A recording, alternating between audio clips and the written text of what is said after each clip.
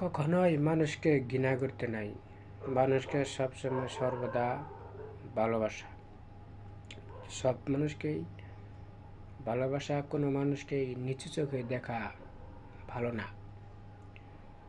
যে মানুষের জন্য মানুষকে ভালো কাজের উপদেশ দেওয়া, মানুষকে ক্ষতি না করে ভালো কাজ দেওয়া, সন্ধান মিলে দেওয়া ভালো। উপকার না করলে ক্ষতি করব না।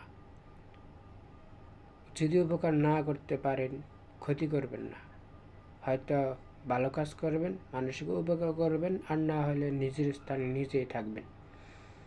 তবে কিছু কিছু মানুষ আছে অপরের ভালোর চেয়ে ক্ষতি করে বেশি অভিনব কায়দায়, ঠিক আছে?